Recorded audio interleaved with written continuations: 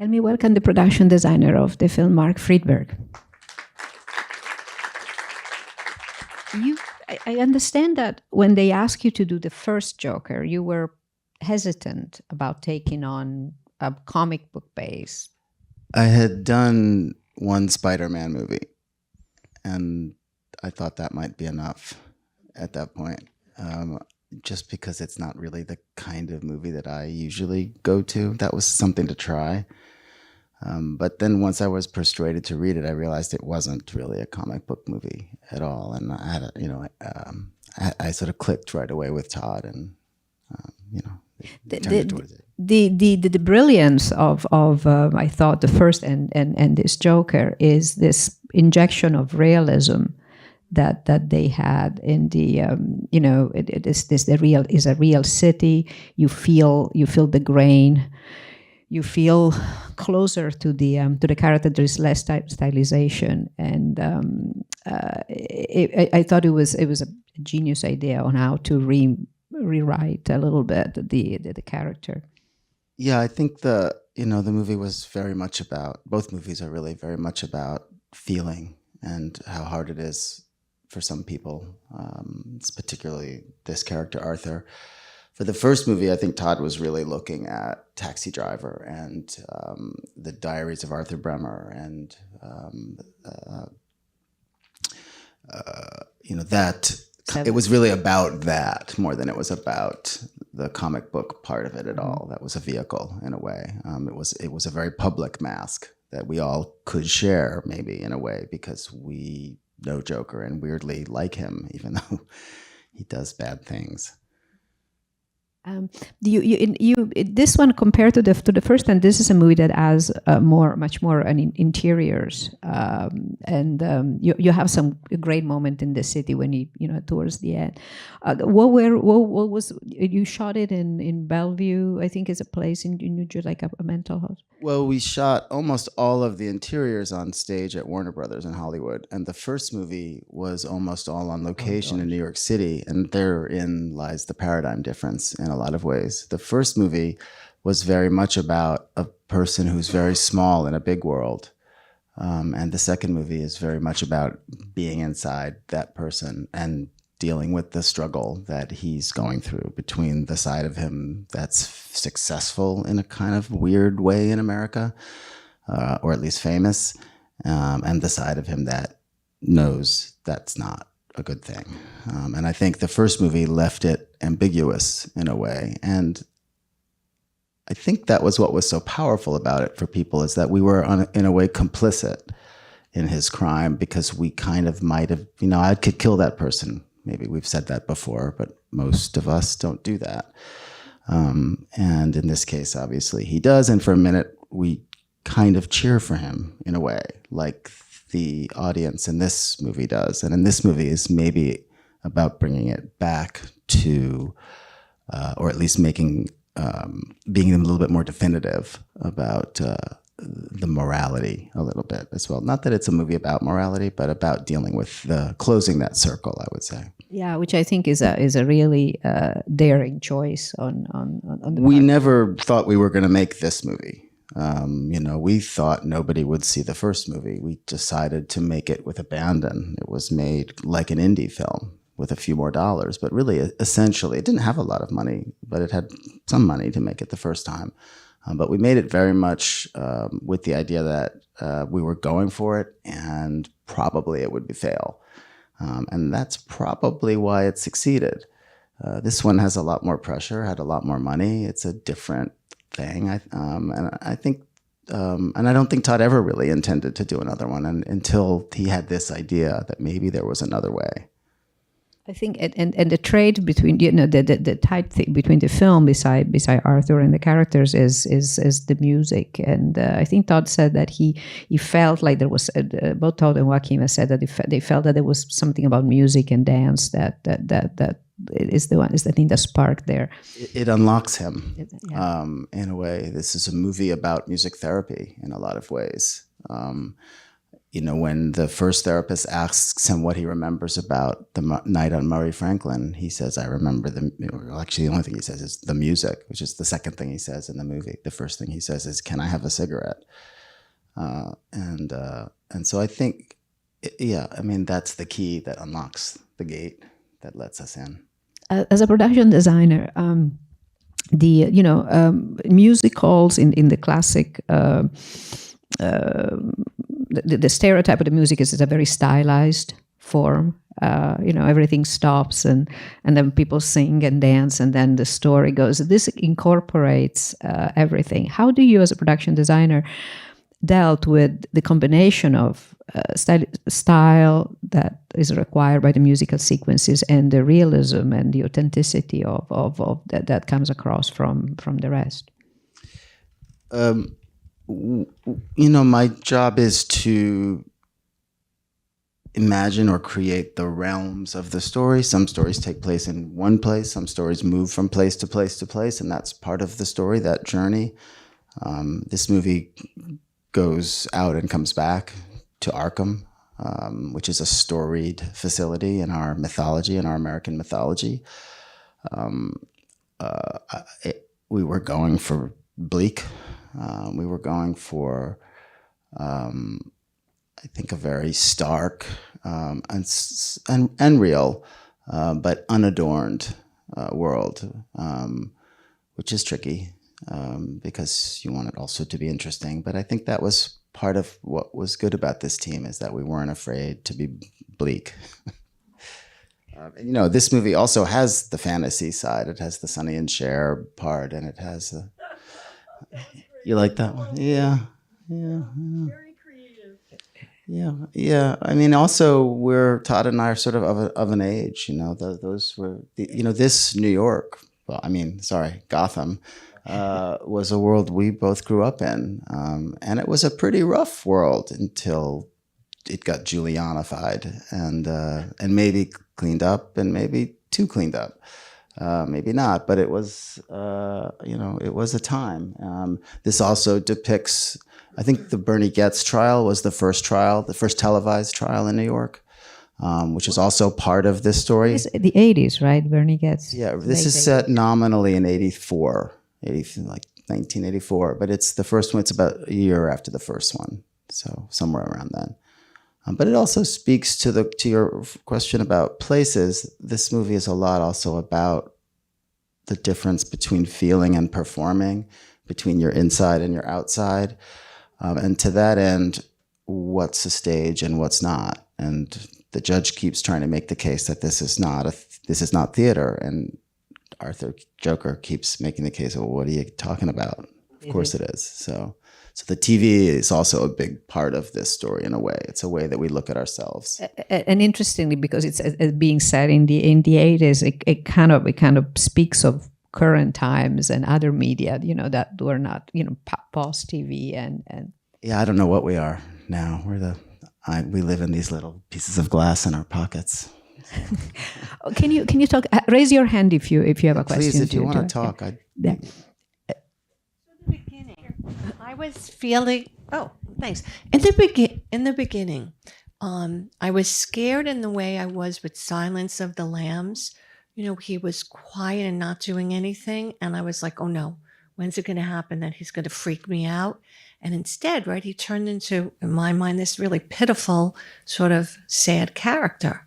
So I'm just wondering, versus Silence of the Lambs, where he really did continue to just freak me out through the whole movie and I'll never see it again. Do you think he was, in the beginning, that, I'm sorry, Todd was going for something there, or you were going for something with that style, or am I completely off base there? No, I don't think you are. I think the idea is that Arthur in the first movie is also somewhat pathetic. He's just not sure that he is yet. That's a little bit of what he learns, and how helpless he is in the world. And that thing that happens, I don't know if you saw the first movie, but that thing that happens on the subway is terrifying and weirdly empowering. And that's the moment he becomes Joker. In the first movie, he goes into the bathroom, which is referenced here, and he's still wearing the clown makeup, and he sees himself differently. this and the end of the last movie, he's Joker. He's taken away to Arkham as Joker. This movie starts with him as Arthur, and the movie is about that struggle. She wakes the Joker up in him, is part of at least what the intent was. He's drugged, he's imprisoned, he's him. And here she comes and offers love, but of this other side of him, wakes this other side of him up, this Joker side of him. So it's less, Silence of the Lambs is about a criminal genius who's terrifying. Arthur is, I think the idea is that we all have base instincts. In Arthur's case, he acts on them.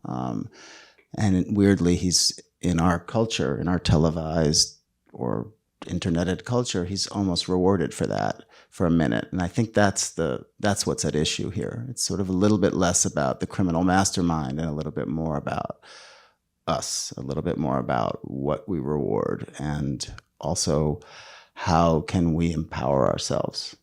I don't mean that in any kind of truly big moral way. I think it's more just questions for everybody. But I think that's the idea. The job that you do, is that like is that like a set designer? Is that exactly what? Yeah, is that what, I don't know what a production designer is. Well, my responsibility on the film is how it looks, the places that the movie is set, the way we look at it, the colors, the space. I work carefully with the director and the cinematographer to design the way the light happens, the way interactions between characters happens. Is the space confining? Is the space expansive? Is it beautiful? Is it horrible? I mean, it's visual score in a lot of ways. It sort of helps cite the story, I guess. Speaking, and then we will go to you. Just 1 second. Can you talk a little bit about the use of color? Because in both film, the palette is brown, is grays, is until you get to Mary Franklin. until the color pops. Yeah. Well, the color pops at the curtain, which was based on the Johnny Carson curtain originally, and so in this movie, the fantasy moments are all in the palette of that curtain, and you see it also.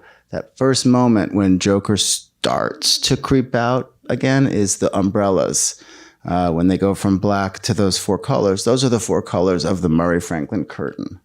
So, sorry. That was actually our question was about the umbrellas and the significance. So you already beat us to it. Well, it's still a good question, and I'm glad you saw it. Originally, when we shot it, we shot them all in color. They didn't switch from black and white to color. That was an idea that Todd had after we shot it, and he changed it so that it was more of a pointed, this is our reality and this is Arthur's reality. So, but in a lot of ways, color can be score.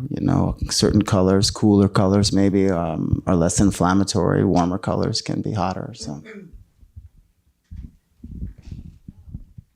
Hi, I was really curious about the song selection. You selected a lot of really iconic jazz standards, certainly, and I really appreciated going from a cappella, and then the orchestration comes in, and of course, what's great is they're singing in the key that the orchestra is playing, and so I was curious about how you shot those scenes because it seemed to me that they were, in many instances, they had to be singing live. All the music was live.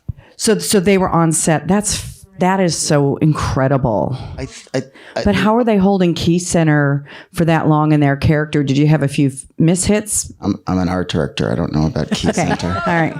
But I thought it was really, really beautiful, and I was curious, and I was really struck by his musicianship as a singer in a classic musical. You break into song and you break out of reality in a way. It's like a way to make comment, to express feelings. And I think the word I learned on this movie was diegetic, which means, I don't know what it means, but what we said it when the actor is singing in the scene, as if he's singing in the scene or she's singing in the scene, and they sing to each other.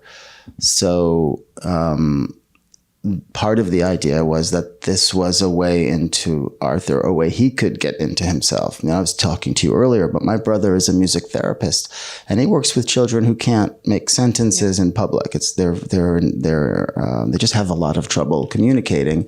But when you put an instrument in their hand and put them on stage, they can sing beautifully and make great music and express themselves.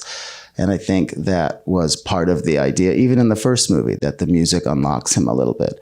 So in this case, it wasn't like we wanted the music to be something that we're experiencing on the side. We wanted it to be something that Arthur was experiencing with Lee, that it was what connects them. And at the end, he's saying to her, please stop singing, please, no more singing.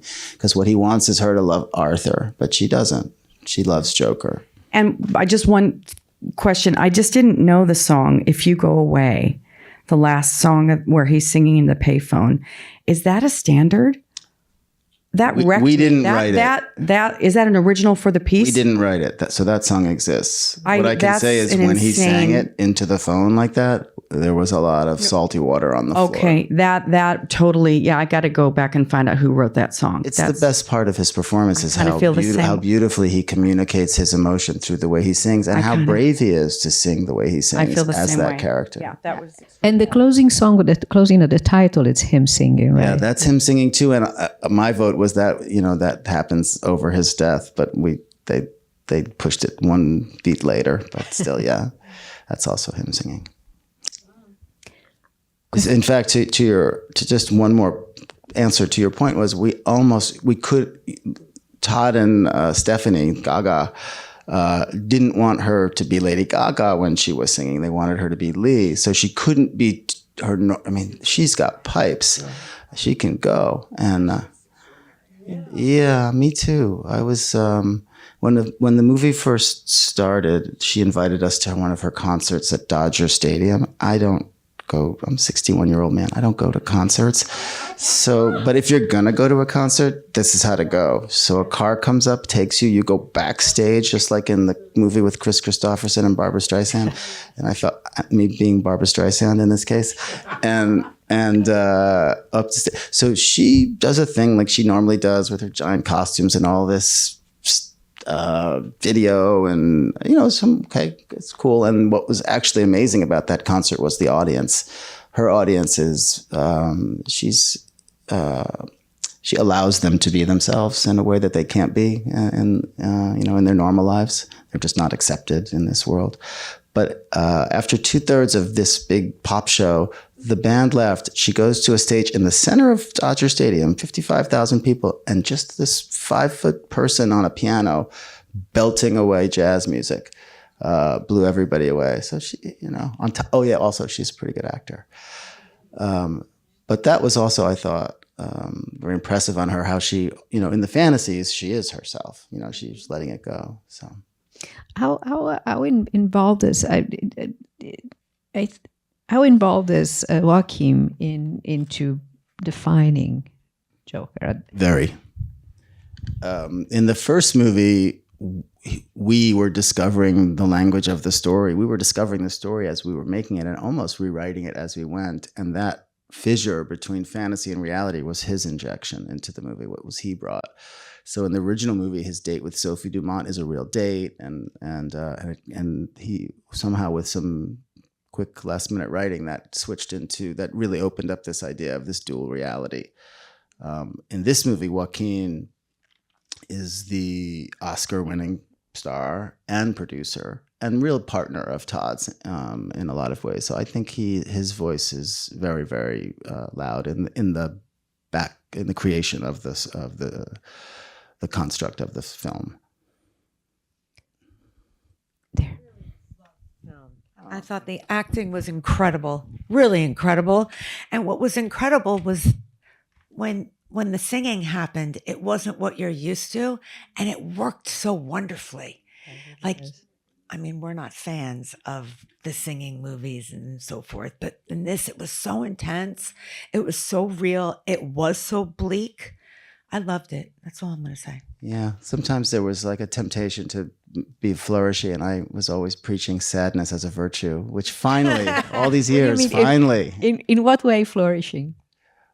is trying to make a number bigger, or should the Arkham have more color, or should it be so drab? Should it be so depressing? I was like, yes, yes. In fact, at the end, in the way we shot it, the music comes up and she does a kind of a flapper dance at the top of the stairs as she sends herself out of the movie. And I liked it ending on the sad note where she still sings That's Entertainment, but the last thing she says is goodbye, Arthur. And there was a big internal debate about that, but I voted for sadness, as I usually do. But I think it's brilliant.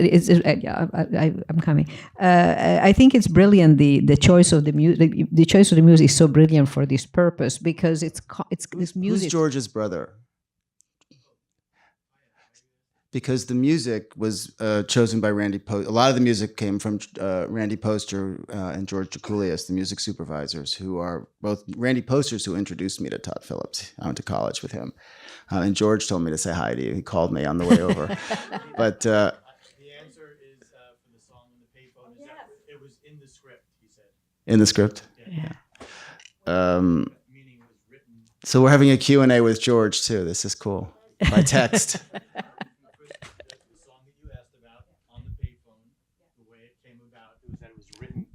Yeah, it was Todd. Todd had, but he worked with George and Randy initially as well to come up with the music. But I think the idea of standards also was that these are things we know, and we're rather than things we're making for you. This is stuff I don't know, not everybody, but many of us have lived with all our lives, and it's familiar in a way. Except all of a sudden, it's not. But it has this comfortable thing. Oh God, I'm going to sit in the song that I'm comfortable with because I know it, and then it's just a position with that world. It's brilliant. The other interesting music character is Jackie, the psychotic guard, who's so jealous of Arthur's fame, even though he's going to get sent to the electric chair. Who all he wants to do is beat people and sing. Yeah. I think there was a question here. Yeah, I just wanted to make a comment. Was when the crowds outside were shot, his adoring fan base. Hold on, it's going to give you a mic. I was just saying, when the crowds outside were shot, his adoring Shot? Filmed. Film. Sorry. Sorry. And that was his base, right? He was adoring fans, his base and everything. Most of them. There were also some religious people out there. There was a conflict going on out there. I couldn't help the analogy arch villain crowds outside in today's events. Oh no. Really? I just needed to make that comment. I don't know when this was done. I don't know when this idea of rewarding bad behavior isn't our idea. Unfortunately, it's the idea these days, and it's terrifying. Yeah. Morality has been reduced to clicks in a way. Somehow that it makes it okay if people, you can say anything, you can do anything, if it makes people react, then that's somehow a virtue. Right? And I think that's the real Supreme Court in New York, and the stairs and the way it's set up. It's a gorgeous scene. And we shot that. The exterior court. We shot the exterior of Arkham, which is an old tuberculosis hospital in New Jersey, not that far from Newark. And then some roads, stuff for the roads. Arkham is built out of the Arkham Island is built out of Alcatraz, and there's a little bit of Alcatraz in it. And what's that? I thought so. Yeah. Well, the idea was to make it mostly plate based, so it's a collage more than it's just CG. So. And you have the street when he runs away for a moment that that it evokes the old 42nd Street with the bucket of That's L.A. That's downtown L.A. Believe it or not, downtown L.A. looks like old New York. The Stairs is in the Bronx. Yeah, the Stairs is in the South Bronx, pretty close to Yankee Stadium, and sadly for the people who live there, we've turned it into a tourist attraction. And they don't get much out of it except annoyance. But this time around, I hired the local kids to do all the graffiti. And so they made the set. And they were, as opposed to the first time where we brought our artists in. It was also interesting because the cops were terrified about Gaga singing in the South Bronx outdoors at night, about how to secure her. And my point, having worked up there, was that actually the people in this neighborhood are phenomenal. There may be some bad ones, but these people are great. And rather than bring in your army, let's use my kids who know everybody here and who can point out who's the people who are our friends and who aren't. And it turned into a very positive experience. Oh, that's awesome. This time. I love hearing that. Last one. There was a real-life judge called Harold Rothwax. This judge was Herman Rothwax or something like that. Was this in any way a tribute to Harold Rothwax? I don't know the answer to that question. It's possible. Most everything comes from somewhere with Todd and Scott Silver, who wrote this, so it's possible. Was he a New York judge? Yeah, then it probably was. And this Stan L. Brooks on the radio, there's a lot of these names that were familiar to people of a certain era in New York. And both you and Todd are pure New Yorkers, right? I'm pure in that I still live in New York. Todd's a pure New Yorker who has, a very nice house in Los Angeles. Yeah. but he also has a place. He has an apartment downtown. He has an apartment in Yeah. town. But he It's grew in his up. soul. He was there. Yeah. No, he's a New Yorker. You were for there. sure. Huntington? Yeah, there you go. Yeah. I don't know if he wants you to know that. No, he'll tell you that. Because there was also, I forget what the asylum there is. I forget what it's called, but he said he used to. It's not Creedmoor. There's one on that one too, but the one that was nearer to Todd was somewhere out on the island. I forget what it was. Anyway, this is all what we have time for. Thank you so much, Mark. Thank you.